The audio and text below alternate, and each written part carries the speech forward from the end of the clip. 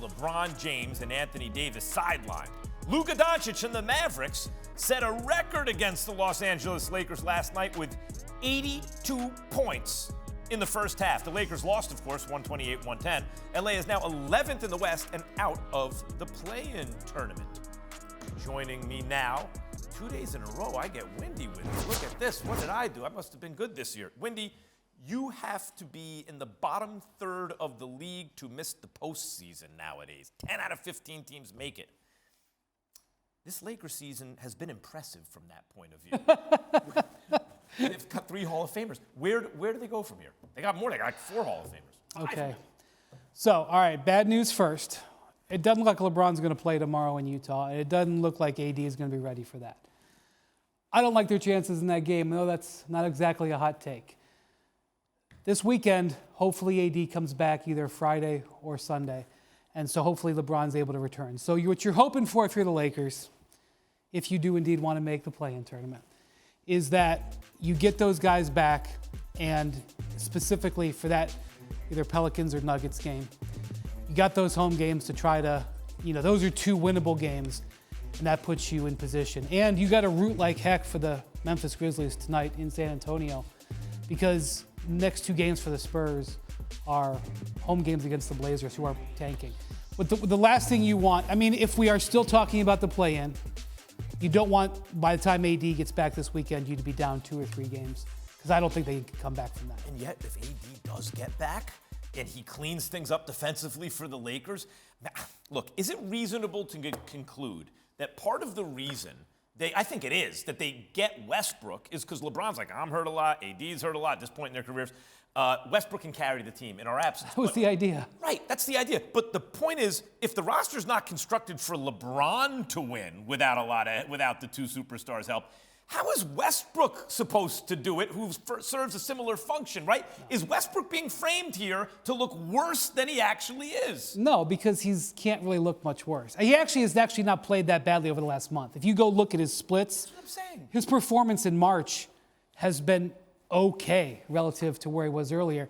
Wendy, Stan Van Gundy made this point. He's doing the same thing he always does, but they're losing. Well, that's because there are no shooters around him. It's poorly constructed, right? Okay, but see, the Westbrook trade is catastrophic, not just because Westbrook doesn't fit. It's because what they traded for him undercut what they did, which was 3 and D, shooting and defense. They were the number. This is such an important thing.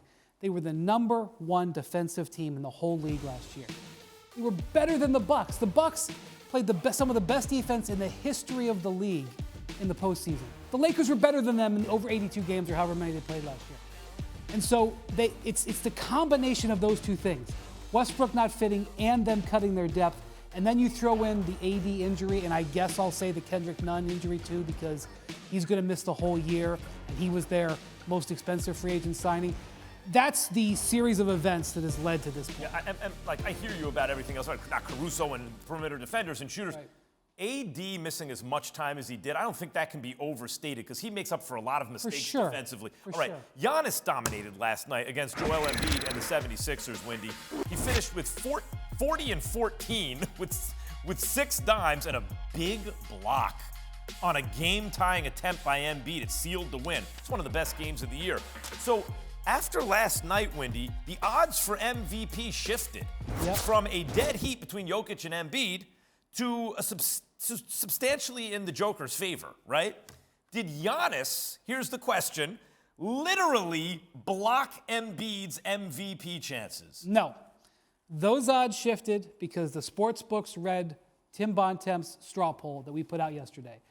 This is not him talking to 10 people in New York. This is not him giving his opinion. This is Tim Bontemps talking to 100 NBA voters in all 28 markets, overseas, broadcasters, radio people, television, or newspaper people. These are what the voters, and the voters right now have Jokic in first. That is a switch from the last time he did this 6 or 7 weeks ago. That time Embiid was first. Jokic has moved in. Now, Tim says that it's still not a done deal. A year ago, when he did this poll, he declared Jokic is going to win it, ironclad. He's not yet declaring that. But that's why the Okay. Meantime, though, if it's very close, and I believe whatever the voters say, it should be extremely close between Jokic, Embiid, and Giannis. It should be. If in a fair world, it would be.